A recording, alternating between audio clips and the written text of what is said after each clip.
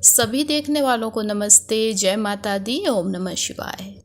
आज की वीडियो में हम जानने वाले हैं कि सावन के महीने में हमें क्या चीज़ें खानी चाहिए, क्या नहीं खानी चाहिए।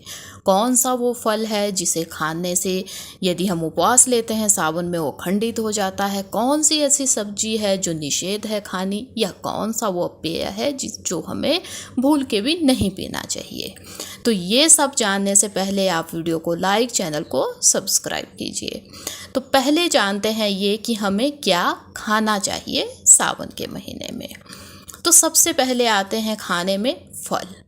तो फल वैसे सावन के महीने में खा सकते हैं आप, लेकिन खटास वाले फल यानी कि खट्टे फल हमें नहीं खाने चाहिए। यदि मैं कहूँ तो आप सेब खा सकते हैं, बहुत ही अच्छा है यदि इसे खाया जाए। केला भी आप बेझिझक खा सकते हो, ताकत भी देगा, टेस्टी भी होता है। आम भी आप खा सकते हो, क्योंकि जो आम है वो मौसमी फल है, बहुत ही अच्छा यदि इसे सावन में खाया जाए। उसके बाद मेवे भी सावन में खा सकते हैं। इसमें यदि कोई खट्टा मेवा हो जैसे कि किशमिश होती है तो उसे ना खाए तो सही है, क्योंकि वो भी खटास देने वाला होता है। अब जानते हैं कि कौन सी सब्जियां हमें खानी चाहिए। तो सबसे पहले जो सब्जी आती है वो है घिया लौकी, या जिसे दूधी भी कहते हैं। ये बहुत शुभ है यदि इसे खाया जाए, चाहे किसी भी फॉर्म में खाओ। आप इसका हलवा बना सकते हैं, आप इसकी मिठाइयाँ बना सकते हैं, तो किसी भी ढंग से इसे खाया जा सकता है। उसके बाद कद्दू भी खाया जा सकता है। उपवास हो आपका तब भी खा सकते हैं, सावन के महीने में ऐसे भी खा सकते हैं। उबला हुआ दूध भी आप पी सकते हो, या उबले हुए दूध से बनी हुई चीज़ें भी आप खा सकते हो। ये भी बहुत शुभ है यदि ये खाया जाए। इसकी मिठाइयाँ बनाइए या किसी भी फॉर्म में आप खा सकते हैं। अब आता है आलू। आलू एक ऐसी चीज़ है जो उपवास में सबसे ज़्यादा खाया जाता है। चाहे आप सूखे आलू बना के खाएं, चाहे आप इसके चिप्स बना के खाएं, या जो आलू है इससे भी हलवा या मिठाइयाँ बनती है वो भी आप खा सकते हो। उसके बाद है उपवास में खाए जाने वाला जो आटा होता है, जिसमें कि कुट्टू का आटा भी आता है, सिंघाड़े का आटा भी आता है। इन चीज़ों को भी आप खा सकते हो, लेकिन एक चीज़ का ध्यान देना है कि जब आप इन्हें खाए तो ये ताज़ा आप लें। इसको बहुत अच्छे से छान के ही खाएं, क्योंकि इसमें अशुद्धियाँ नहीं होनी चाहिए। अब जो उपवास का चावल आता है, या जिसको समक का चावल भी कहते हैं, ये भी खाया जा सकता है, लेकिन इसे भी छांट के साफ कीजिएगा, उसके बाद ही खाइएगा। मखाने भी खा सकते हैं। मैं कहूँ तो मखाना सबसे अच्छा है उपवास में खाए जाने वाली चीज़ों में, क्योंकि ये बहुत सी ताकत भी देता है, बहुत हेल्दी होता है। तो इसे भी आप खा सकते हो किसी भी फॉर्म में। साबूदाना भी बिल्कुल वैसे ही मखाने जैसा है, ताकत भी देता है, बहुत अच्छा है यदि इसे सावन के महीने में आप खाएं। चाहे आपका उपवास हो या आप ऐसे भी इसे खा सकते हैं। अनेकों डिशेज इसकी बनती है, वो बना के खाया जा सकता है। अब जो मसाले हैं, सबसे बड़ा कंफ्यूजन होता है कि मसाले क्या खाएं यदि आपका सावन में उपवास है।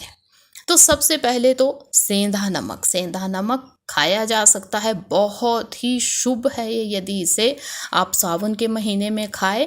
ऐसे भी ये स्वास्थ्य के लिए बहुत अच्छा होता है। दालचीनी भी खा सकते हो, लेकिन पैकेट बंद नहीं लेनी है, साबुत लीजिए, आप खुद उसे पीस सकते हो। उसके बाद अजवाइन भी खाई जा सकती है, लेकिन इसे भी छांट के बहुत ही अच्छे से साफ होने के बाद खाइएगा। लौंग इलायची दोनों ही चीज़ों को खाया जा सकता है, या आप इससे यदि कोई चीज़ बनाई है उसे भी खा सकते हो। काली मिर्च भी खाई जा सकती है, जायफल भी आप खा सकते हो। आइए अब चलते हैं ये जानने कि सावन के महीने में हमें क्या चीज़ें नहीं खानी चाहिए, किन चीज़ों को कम खाना चाहिए, ये भी जानेंगे। तो सबसे पहले है नॉन वेज या मांस, मच्छी, अंडा, ये हमें बिल्कुल भी नहीं खाना है सावन के महीने में। यदि आप इन चीज़ों के आदी भी हो तो भी आप इन्हें मंडे के दिन, या यदि आपका उपवास है उस दिन, इन्हें छू भी नहीं सकते हैं। अब आते हैं लहसुन प्याज, ये भी तामसिक होते हैं, ये भी हमें नहीं खाने चाहिए सावन में। अब कुछ चीज़ें ऐसी है जो बिल्कुल ही निषेध मानी जाती है, तो उसमें से सबसे पहले तो साग सब्जी है जिसे हमें कम खाना चाहिए। साग सब्जी, पत्ते वाली सब्जियां कम खानी है। लेकिन जो बैंगन है उसे बिल्कुल मनाही की जाती है कि हमें सावन के महीने में इसे नहीं खाना है। यदि तो उपवास है उस दिन तो बिल्कुल भी ना इसे बना के खाएं। अब आता है कच्चा दूध। कच्चे दूध की भी बिल्कुल मनाही की जाती है सावन के महीने में, इसे नहीं पीना चाहिए। वैसे ही दही भी हमें नहीं खाना चाहिए। जितना हो सके इन चीज़ों से हमें बचना चाहिए सावन के महीने में। उसके बाद काला नमक, यदि आपका उपवास है तो उपवास में आप काला नमक नहीं खा सकते हैं। वैसे ही आप सफ़ेद नमक, जो वाइट नमक आता है, वो भी नहीं खा सकते हैं।